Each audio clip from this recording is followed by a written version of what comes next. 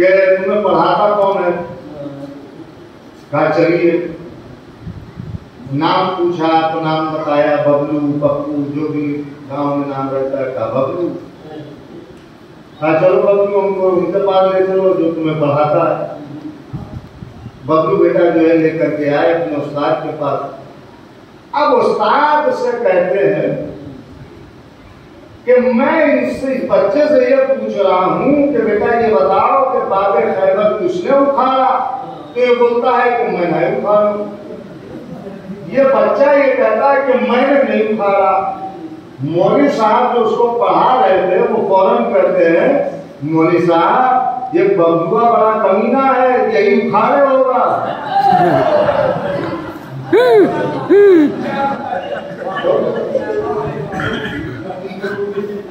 सुभान अल्लाह। तो वहां तो बबलू जैसा भी काम नहीं था, बस यही कहे जा रहे थे या अली आप, या अली आप, या अली आप। अब जब ये बातें हो ही रही थी तो दूसरे साहब किसरे खत्ताब ने पलट करके ये कहा कि या अली आपसे कोई बातों में जीत नहीं सकता है। तो कीजिएगा, आपसे अगर कोई हक बयानी करे तो उससे ये कहा जाता है कि आपसे बातों में कोई जीत नहीं सकता है। हाँ इनकी बहस अब तो हो गया, सब आप बहस कर लीजिए। इससे पहले कि अली कुछ और कहते वो ये कहता है कि या अली आपसे बातों में कोई जीत नहीं सकता है। सबने बहस कर ली, आप भी बहस कर लीजिए, और अगर आप बहस नहीं करेंगे तो आपको कत्ल कर दिया जाएगा। देखिए अभी दरवाजा जला करके आए हैं। अब यहाँ अली को दरबार में बुला करके कत्ल करने की धमकी दी जा रही है। जैसे ही कहा कि अगर आपने बैत नहीं की तो आपको कत्ल कर दिया जाएगा, तो मेरे मौला ने ये कह करके अपने हाथों को बढ़ाया कि रसूल ने तलवार चलाने से मना किया है,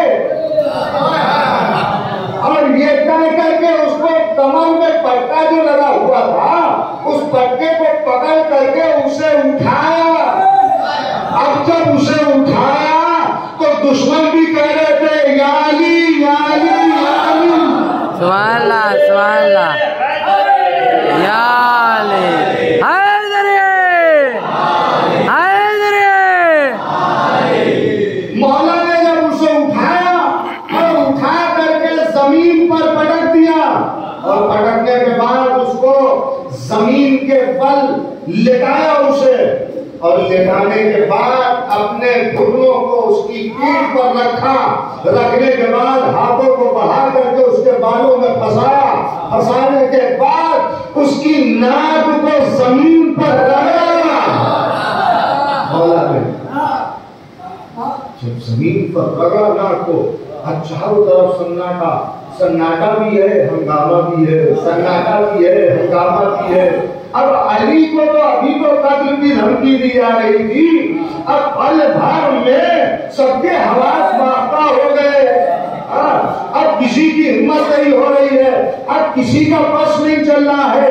अब क्या किया जाए? लोग कह रहे हैं अगर अली को ना रोका गया तो अली को इससे कत्ल कर देंगे, अली को ना रोका गया तो अली से कत्ल कर देंगे। अब अली को रोका कैसे जाए, किया क्या जाए? तो अब सारे सहाबा ने सहाबाई को दे, अब सारे सहाबा ने कहा या अली आपको रसूल का वास्ता इसे छोड़ दीजिए, या अली आपको रसूल का वास्ता इसे छोड़ दीजिए। मैं कहूँगा मुसलमानों आओ देखो, सहाबा रसूल का वास्ता दे रहे हैं। लिहाजा जब रसूल का वास्ता दिया गया अली को तो अली ने छोड़ दिया उसे। और जो अली ने छोड़ दिया, बस मैं आखिरी मंजिल में आपको ले आया हूं। अली ने छोड़ दिया। छोड़ने के बाद एक मरतबा रोज़े रसूल की तरफ रुख किया, देखा रोज़े रसूल, और देखने के बाद कहा ऐ मेरे माँ के बेटे, देख रहे हो कि अली के ऊपर कैसा जुल्म हो रहा।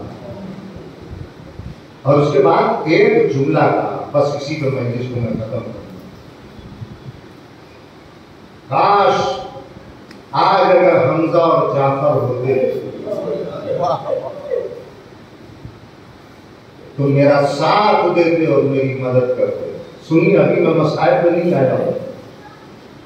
काश आज अगर हमजा और जाफर होते तो मेरा साथ देते और मेरी मदद करते।